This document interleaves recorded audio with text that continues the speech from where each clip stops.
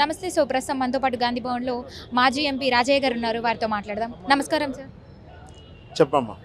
లోపల ఏ విధమైనటువంటి చర్చలు జరుగుతున్నాయి, అంటే ఏమి కొలికొచ్చినటువంటి అవకాశాలు నేను చెప్తారు? ప్రభుత్వం ఏర్పడ్డ తర్వాత మొట్టమొదటి పిఎసి జరుగుతూ ఉంది. ఇచ్చిన హామీలను ఎలా అమలు చేయాలి, గత ప్రభుత్వం చేసినటువంటి అప్పుల మీద చర్చ జరుగుతూ ఉంది. వాటిని ఏ రకంగా పూడ్చాలి, హామీలను ఏ రకంగా అమలు చేయాలి, ప్రభుత్వం ఏ దిశను వెళ్ళవలసిన అవసరం ఉంది అనేది. ఇది డెమోక్రటిక్ పార్టీ కాబట్టి, ప్రజాస్వామ్యయుతమైన పార్టీ కాబట్టి మేము చర్చ చేసుకుంటున్నాం. ఇచ్చిన హామీలను బరాబర్ అమలు చేసి చూపిస్తాం. దానికి నిర్ణయం తీసుకోబోతున్నారు. తర్వాత ప్రజల యొక్క మనోభావాలను సిద్ధించే విధంగా వారికి ఉన్నటువంటి ఆలోచనలను, ఆశలను పూరించే విధంగా కాంగ్రెస్ పార్టీ ముందుకు వెళుతూ ఉంది అనేటువంటి మాట తెలియజేసుకుంటూ, మళ్ళీ రాబోయే కాలంలో ఉన్నటువంటి సంస్థాగత వ్యవస్థను సరిదిద్దటం, వాళ్ళలో ఉన్న ఖాళీలను పూరించటం, సంస్థాగత నిర్మాణాన్ని పటిష్టంగా అమలు చేయడానికి ప్రయత్నం చేయటం, తర్వాత రాబో రోజుల్లో దగ్గరలోనే పార్లమెంట్ ఎన్నికలు ఉన్నాయి కాబట్టి పార్లమెంట్ ఎన్నికలకు చేపట్టవలసినటువంటి వ్యూహరచన, చేపట్టవలసినటువంటి వాగ్దానాలను మేము ముందుకు తీసుకువెళ్ళడానికి ప్రయత్నం చేస్తూ ఉన్నాం. బీజేపీ నిరంకుశ పరిపాలనను ఎండగడుతూ, ప్రజా వ్యతిరేక పరిపాలన ఎండగడుతూ, ప్రజాస్వామ్యయుతంగా కాంగ్రెస్ పార్టీ ప్రజల క్షేమం కోసం పనిచేస్తున్నటువంటి భావాలను ప్రజల్లో నాటుతూ ముందుకు వెళ్ళటం జరుగుతుంది. ఆ దిశన అనేక చర్చలు జరుగుతూ ఉన్నాయి. ఈరోజు మీరు చూసుంటారు, సుదీర్ఘమైన చర్చ జరుగుతూ ఉంది. అనేక అంశాలను లోతుగా చర్చిస్తూ ఉన్నారు.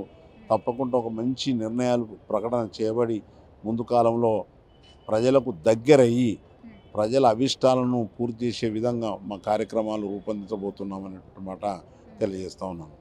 రుణమాఫీ గురించి ఏం చెప్తారు? రుణమాఫీ చేసి తీరుతాం. ఊకదంపుడు ఉపన్యాసాలు చెప్పాం. టీఆర్ఎస్ కేసీఆర్ లాగా నీళ్ళ మీద దెబ్బ కొట్టుడు, ఊకదంపుడు ఉపన్యాసాలు చేసుడు మా విధి కాదు. కాంగ్రెస్ పార్టీ ఏదైనా చెప్పితే అమలు చేసి తీరుతుంది. గతంలో ₹1,00,000 రుణమాఫీ చేస్తామని చెప్పినాం, చేసి చూపించినాం. మొన్నటికి మొన్న 6 హామీలలో 2 హామీలు మొదటి రోజే చేసి చూపించాము. ఆ రకంగా మేము నిబద్ధతతో ఉంటాం.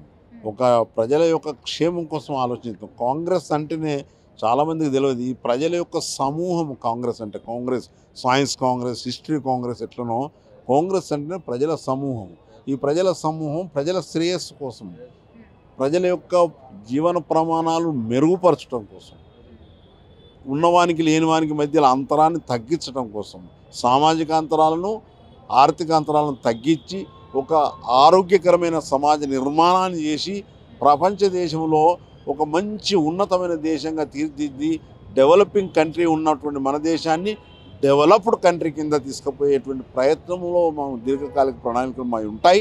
ఆ రకమైనటువంటి ఆలోచనలు చేస్తాం. ఆ రకమైన ప్రణాళికలు రచించి రూపొందించి అమలు చేయడం జరుగుతుంది అనేటువంటి మాట తెలియజేస్తా ఉన్నాం. మొన్న జరిగినటువంటి తెలంగాణ అసెంబ్లీ సమావేశాల్లో కేటీఆర్ గారు ఒక మాట అన్నారు, చీమలు పెట్టిన పుట్టలో పాము దూరిందంటూ కూడా. మరి ఇది ఎవరిని ఉద్దేశించి అన్నారంటారు, ఏం చెప్తారు? చొరబడ్డది అమెరికా నుంచి వచ్చి చొరబడ్డది ఆయనే. ఉద్యమం చేసిండు నాలాగా, రోడ్డు మీద ఉన్నాడు నాలాగా, పార్లమెంటు స్తంభింపజేసిండు నాలాగా, గచ్చలాడిచ్చిన పార్లమెంటును 11 మంది ఎంపీలను గడగడ 2.5 ఏళ్ళు పార్లమెంట్ నడవద్దంటే నడవలేదు. పార్టీని ఒప్పించిన, మా అమ్మను సోనియమ్మను ఒప్పించిన, ప్రతిపక్షాలను ఒప్పించిన, మోజువాని ఓటుతోటి తెలంగాణ బిల్లు ప్రవేశపెట్టినప్పుడు ఈయన ఎక్కడ ఉన్నాడో అంటున్నా. నిజానికి ఆయన బయట నుంచి ఆయన తండ్రి కనుక లేకపోతే ఆయన ఏంటిది నాయకుడా? కేటీఆర్ నాయకుడా? నువ్వు మనస్సాక్షిగా మనస్ఫూర్తిగా చెప్పు. నేను బక్కయ్య కొడుకు రాజాను, మా అయ్య ప్రమేయం లేకుండా నేను నాయకుడైన కాంగ్రెస్ పార్టీ ఒక చలం వలన.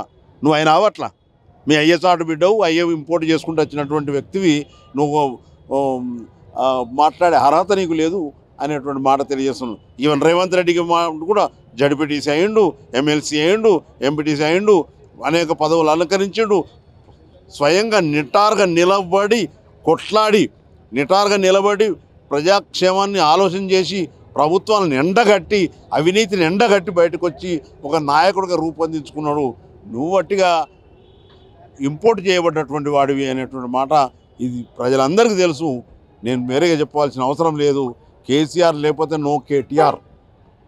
కానీ రేవంత్ రెడ్డి కానీ సిరిసిల్ల బక్కేగూడ రాజే కానీ స్వయం ప్రేరితులము, స్వయంగా మట్టిలోకెళ్ళి ఎదిగొచ్చినటువంటి నాయకులం మేము. ప్రజలలోకెళ్ళి ఎదిగొచ్చిన నాయకులం. ప్రజలందరి యొక్క మన్ననలు పొంది వాళ్ళ ఆకాంక్షలను వాళ్ళ అభివృద్ధిని చేబూని బయటకు వచ్చినటువంటి నాయకులం, స్వయం ప్రేరితమైన నాయకులు అన్నట్టు మాట తెలియజేస్తా ఉన్నాను. ఇప్పుడు తెలంగాణ రాష్ట్రంలో ఆస్తులు సంపాదన మొత్తం మేము తెచ్చి పెడితే మీరు వచ్చి అంటే మధ్యలో వచ్చి పరిపాలన చేస్తామంటూ కూడా అన్ని చేస్తానని అంటున్నారని చెప్పేసి అంటున్నారు కదా కేటీఆర్ గారు. మరి మీరు ఇచ్చే సమాధానం ఏంటి?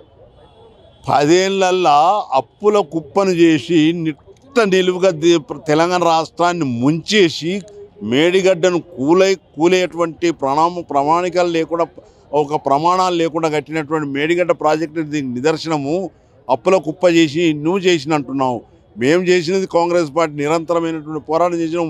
బెంగాల్ ఫెమైన్ గుర్తుపెట్టుకో బిడ్డ. తిండి గింజలు కరువైనాడు, తిండి గింజలు లేనాడు, ఆకులు దొరకకపోతే రేగడి బురద నాకి లక్షలాది మంది ప్రజలు చనిపోతే దాన్ని బెంగాల్ ఫెమైన్ కరువు అంటారు. ఆ రోజు నుంచి ఈ రోజు వరకు సమృద్ధికి తీసుకొచ్చిన ఘనత కాంగ్రెస్ పార్టీ అనేటువంటి మాట ఈ సందర్భంగా తెలియజేస్తా ఉన్నాం. నమస్తే మ్యామ్. నమస్తే అమ్మా. లోపల సీఎం రేవంత్ రెడ్డి గారు రావడం జరిగింది గాంధీ భవన్కి. ఏ విధమైనటువంటి చర్చలు జరుగుతున్నాయి అక్కడ? ఇప్పుడు మనకు ఆల్రెడీ అసెంబ్లీ ఎన్నికలు అయిపోయి మన ప్రభుత్వం వచ్చింది. ఆ పని చేసిన వాళ్ళందరూ ఎవరు కష్టపడ్డారు ఏంది అనేది ఒక చర్చ. దానితో పాటుగా ఎమ్మెల్సీలు, కార్పొరేషన్లు, రాబోయే లోకల్ బాడీ ఎన్నికలు, తర్వాత ఎంపీ ఎన్నికలు, ఇట్లాంటి అన్ని అంశాల మీద ఒక క్రియాశీలకంగా ఏఐసిసి, పిసిసి పెద్దలంతా కూడా కలిసి కూర్చొని చర్చ చేస్తూ ఉన్నారు. ఈ స్కీమ్ల గురించి ఏం చెప్తారు మ్యామ్? ఆల్రెడీ 2 స్కీమ్లు అమలైపోయాయి. సో మొత్తానికి మహిళలకు ఫ్రీ బస్ సర్వీస్ గురించి మాట్లాడుకుంటే దీనివల్ల అంటే బాగానే ఉంది, మహిళలందరూ కూడా సంతోషంగా ఉన్నప్పటికీ కూడా ఇప్పుడు ఏదైతే ఆటో యూనియన్ వీళ్ళు ధర్నాలు స్టార్ట్ చేశారు. మాకు రోజుకి 2000, 1500 సంపాదించుకునే మేము ఇప్పుడు గిట్టుబాటు అవ్వట్లేదు, ఖాళీగా ఉంటున్నాం, అసలు ఏం లేవు అంటూ కూడా మాట్లాడుతున్నారు. వాళ్ళు ధర్నాలు స్టార్ట్ చేశారు. మరి ఇది రేవంత్ రెడ్డి వరకు కూడా తీసుకెళ్లాలంటున్నారు. మరి దీని గురించి ఏం చెప్తారు? ఖచ్చితంగా అమ్మా, ఇది పెద్దలు రేవంత్ రెడ్డి గారు ఈ అంశానికి సంబంధించి పరిష్కార మార్గం వారు కూడా కనుగొంటారు. అలాగే మహిళలకి ఇవ్వడంలో ఇప్పుడు ఇక్కడ లబ్ధి పొందేది ఎవరంటే పేద మధ్యతరగతికి చెందినటువంటి మహిళలు, విద్యార్థులు, స్కూళ్ళకు వెళ్ళేవాళ్ళు, కాలేజీలకు వెళ్ళేవాళ్ళు, ఆఫీసులకు వెళ్ళేవాళ్ళు, రోజువారీ పనులు చేసుకునేటువంటి వాళ్ళకు కనీసం మినిమం అంటే ఇప్పుడు ప్రైవేట్ సెక్టార్లో మినిమం 6000కు కూడా జాబ్ చేస్తున్నటువంటి మహిళలు ఉన్నారు. అటువంటి వాళ్ళందరికీ కూడా ఇలా బస్ పాస్ల పేరు మీద, బస్ ఛార్జీల పేరు మీద కనీసం 1500 నుంచి 2000 వరకు వాళ్ళకు ఖర్చు అవుతుంది. ఇప్పుడు ఆ అమౌంట్ వాళ్ళకు మిగిలితే ఆ పేద మధ్యతరగతి మహిళలకు, ఆ కుటుంబానికి అది ఉపయోగపడుతుంది. ఇది మనం గుర్తించాలి. సో ఈ దిశగా మనం ఆలోచన చేయాలి. సంక్షేమంతో పాటు అభివృద్ధి అనేటువంటి 2 కళ్ళుగా చేసుకొని వెళ్తున్నటువంటి రేవంత్ అన్న ప్రభుత్వము ఆటో డ్రైవర్లకి, ఆటో యూనియన్లకు కూడా నష్టం జరగకుండా వారు కూడా ఏదో ఒక పరిష్కార మార్గం చూస్తారమ్మా. దీని గురించి అంతగా వరి అయ్యే అవసరం లేదు. ఇక్కడ బాగా ఆలోచించవలసిన అంశం ఒకటే, పేద మధ్యతరగతి మహిళలు నిరంతరం ఇప్పుడు ఆటో మాట్లాడుకొని పోతే 150-200 అవుతుంది. మనకు ఈ విషయం మనం ఆలోచించాలి. ప్రతిరోజు 150-200 పెట్టిపోయే మహిళలు ఎవరు ఉండరు. రెగ్యులర్ ఏదైనా అవసరం ఉన్నప్పుడు, వ్యక్తిగత పనులు ఉన్నప్పుడే ఆటోలు మాట్లాడుకొని పోతాం మనం. కానీ నిరంతరం ఆర్టీసీ బస్సు ఎక్కేటోళ్ళు ఎవరు ఉంటారంటే పాసులు తీసుకునేటోళ్ళు, ఉద్యోగాలు చేసుకునేటోళ్ళు, ఆటోకి డబ్బులు పెట్టలేక కేవలం బస్ ఛార్జీల మీదనే బస్సులకే ఆధారపడిపోయేటోళ్ళు, వాళ్ళు మాత్రమే వెళ్తారు. అటువంటి వాళ్ళకి ఇది లబ్ధి చేకూరుతుంది. కాబట్టి తెలంగాణ మహిళలందరూ కూడా సంతోషంగా ఉన్నారు ఈ అంశం పట్ల. ఇప్పుడు కొంతమంది బీఆర్ఎస్ పార్టీ నాయకులు కావచ్చు, ఈ 6 నెలల్లో కాంగ్రెస్ పార్టీ కుప్పగూలిపోతుందంటూ కూడా విమర్శలు చేస్తున్నారు. మరి వాళ్ళకి ఇచ్చే సమాధానం ఏంటి? అది ఒక ప్రజాస్వామ్యబద్ధంగా ప్రజలు అప్పగించిన బాధ్యతగా మేము ఫుల్ మెజార్టీ తోటి ప్రభుత్వం ఏర్పడ్డప్పుడు అది రాజకీయ పరిజ్ఞానం ఉన్నటువంటి వాళ్ళు, రాజకీయ విజ్ఞత ఉన్నటువంటి వాళ్ళు మాట్లాడే మాటలవి కావు. వాళ్ళు అలా మాట్లాడుతున్నారంటే మాకు అనిపించేది ఏంటంటే వ్యక్తిగతంగా వాళ్ళు ఒక మానసిక రుగ్మత అది. ఎందుకంటే ఇప్పటిదాకా అధికారంలో ఉన్నారు కదా, అధికారం లేకుంటే మేము ఇక ఉండలేమేమో, మా అవినీతి పాలన అంతం పొందుతుందేమో, ఎక్కడ మేము ఏడ దొరికిపోతామో వీళ్ళకు అనేటువంటి ఒక బాధ ఉండొచ్చు వాళ్ళకు. రెండవది, ప్రజాస్వామ్యబద్ధంగా ఏర్పాటైనటువంటి ప్రభుత్వాన్ని కూలదొయ్యాలనేటువంటి ఒక కుట్ర వాళ్ళు చేస్తున్ననేది ప్రజలు కూడా గమనిస్తారు. కుట్ర ఎందుకు అంటున్నానంటే గతంలో వాళ్ళకు సరిపోని మెజార్టీ వచ్చినా కూడా ఈ పార్టీల నుంచి ఎమ్మెల్యేలను లాక్కున్నారు, ప్రలోభ పెట్టి బెదిరించి లాక్కున్నారు. అట్లాంటి ప్రయత్నాలు చేసి మేము గవర్నమెంట్ పడగొట్టొచ్చు అనేటువంటి ఎత్తుగడలు ఏమన్నా వేస్తున్నారేమో, కానీ మా పార్టీ ఎమ్మెల్యేలు అట్లా కాదు. ఇది అట్లా కాదు. వాళ్ళు కేవలం ఒక రాజకీయ అజ్ఞానంతో మాట్లాడుతున్న మాటలే ఇవి. దాన్ని పరిగణలోకి తీసుకునే అవసరం లేదు. ఇంకా ఎక్కువ తక్కువ మాట్లాడితే చట్టబద్ధమైన చర్యలు తీసుకుంటాం. ఇప్పుడు అంటే కేటీఆర్ గారు మొన్న ట్వీట్ చేశారు, అదేవిధంగా అసెంబ్లీలో కూడా మాట్లాడడం జరిగింది. దళితులకు రైతు బంధు లేదా అంటూ మాట్లాడారు. డిఎస్పీ గురించి ప్రతి ఒక్కటి మీరు ఎప్పుడు చేస్తారంటూ కూడా కొన్ని పత్రాలు చూపిస్తూ కూడా విమర్శించడం జరిగింది రేవంత్ రెడ్డి గారిపై. మరి దీనికి మీరు ఏమి స్పందన ఏంటి? ఒకటమ్మా, ఇప్పుడు గౌరవ మాజీ మంత్రివర్యులు ఇప్పుడు ఎమ్మెల్యే కూడా రామన్న తెలంగాణ ఉద్యమంలో పనిచేసిన అని చెప్తున్నాడు కదా. ఒకటి అర్థం చేసుకోవాలి, వాళ్ళు 9.5 ఏళ్ళు పాలించారు. ఇది కనీసం 9 నెలలు కూడా కాలే. ఈ ప్రభుత్వం వచ్చి 15 రోజులు కూడా పూర్తి కాలే. ఇంకా 7వ తారీఖు అన్న ప్రమాణ స్వీకారం చేసిండు. కనీసం నెల దాటలే. నెల దాటక ముందుకే మీరు ఇది ఎప్పుడు చేస్తారు అది ఎప్పుడు చేస్తారని మాట్లాడుతుందంటే అది ఒక రకమైనటువంటి ఫ్రస్ట్రేటెడ్ మాటలుగానే మనం గుర్తించాలి. ఎందుకంటే ఇప్పుడు అంతా సిస్టమ్ అంతా రివ్యూ జరుగుతుంది. రివ్యూ జరిగినప్పుడు రైతు బంధుకు సంబంధించి కావచ్చు, దళిత బంధుకు సంబంధించి కావచ్చు, మహిళలకు సంబంధించి కావచ్చు, నిరుద్యోగులకు సంబంధించి కావచ్చు, ప్రతి ఒక్క అంశాన్ని కూడా ఎట్లా చేయాలి ఏం చేయాలనేది బయటికి వస్తుంది. మీరు సమయమే గడవక ముందుకే మాట్లాడుతుందంటే అది ఒక ఫ్రస్ట్రేటెడ్ విధానం. అది తప్పు. అట్లా మాట్లాడుతుందంటే వాళ్ళు ఏం లేదు అధికారం పోయిందనే ఫ్రస్ట్రేషన్లో ఉండి అట్లా మాట్లాడుతున్నారు. అంతకుమించి మొన్న అసెంబ్లీలో ఘాటుగానే అంటే ఒకరి మీద ఒకరు ఘాటుగానే స్పందించారు. రేవంత్ రెడ్డి గారు కావచ్చు, కేటీఆర్ కావచ్చు, మరి ఇతర నాయకులు కూడా కావచ్చు. అయితే చీమలు పెట్టిన పుట్టలో పాములు దూరాయంటూ కూడా మాట్లాడారు. మరి దీని గురించి ఏం చెప్తారు? ఒకటమ్మా, ఇప్పుడు రేవంత్ అన్న పార్టీలో 2017లో పార్టీలో జాయిన్ అయినారు. అధికారికంగా జాయిన్ అయిన తర్వాత ఆయన వర్కింగ్ ప్రెసిడెంట్గా చేసిండ్రు. ఇప్పుడు ముఖ్యమంత్రి అయిన జాయిన్ అయిన డే 1 నుంచి ముఖ్యమంత్రి పీఠం ఎక్కే వరకు కూడా పార్టీని అధికారంలోకి తీసుకురావడానికి అహర్నిశలు శ్రమించిండ్రు. వారు పుట్టబెడితే రాలే. రెండోది, పార్టీలో ఎవరు ముఖ్యమంత్రి కావాలని చెప్పేసి దూరి వస్తే తీసుకునేది కాదు. ఏఐసిసి కానీ పీసీసీ కానీ. కాంగ్రెస్ పార్టీకి ఒక కల్చర్ ఉంది, కాంగ్రెస్ పార్టీకి ఒక సిస్టమ్ ఉంది. ఆ సిస్టమ్ ఆధారంగానే పెద్దలు నిర్ణయించిన ముఖ్యమంత్రిగా వారు వచ్చిండ్రు. ప్రజలు కోరుకున్నారు, పెద్దలు నిర్ణయించారు, వారు వచ్చిండ్రు. కేటీఆర్ గారు అట్లా కాదు. కేటీఆర్ గారు డైరెక్ట్ ఎన్ఆర్ఐగా వచ్చేసి ఆడ కేకే మహేందర్ అన్న సిరిసిల్లలో పనిచేసుకుంటా ఉంటే ఆయనకి ఇవ్వవలసిన సీటుని ఈయన తీసుకొని పోటీ చేసి గెలిచి వచ్చి తర్వాత అధికారంలోకి రాగానే మంత్రి అయ్యిండు. ఇది ఆలోచన చేసుకోవాలి. పార్టీ కోసం పనిచేసిన వ్యక్తిని గుర్తించి మిగతా పెద్దలందరూ కూడా సమ్మతంతో ముఖ్యమంత్రికి వచ్చింది రేవంత్ అన్న. ఆయన గురించి మాట్లాడే పరిస్థితి కాదు, ఆ స్థాయి కూడా కాదు. అట్లా ఇప్పుడు మరి అంటే అన్నోన్ ఎడ్యుకేటెడ్ పీపుల్ ఇట్లా మాట్లాడతారు, సంస్కారం లేని మాటలు మాట్లాడతారు. అదేవిధంగా అసలు లెక్కలు కూడా పత్రాలు ఏం తెలియకుండా కూడా మాట్లాడతారు. అంటే రాజకీయాల్లోకి వచ్చి అంటూ కూడా కేటీఆర్ గారే మాట్లాడడం మనం విన్నాము.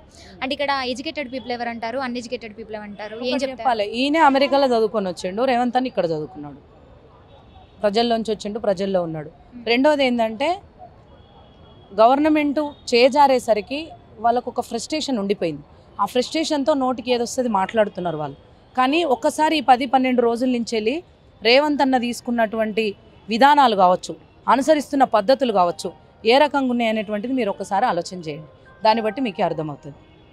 Thank you so much. నమస్తే సార్.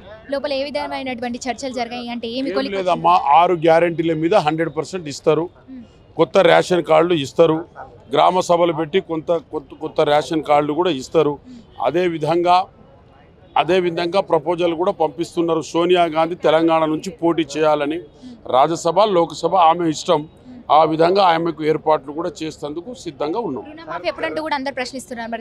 తప్పకుండా ఇస్తారు. అందరికి రుణమాఫీ ఇస్తారు. రైతులకు తప్పకుండా రుణమాఫీ చేసేస్తారు.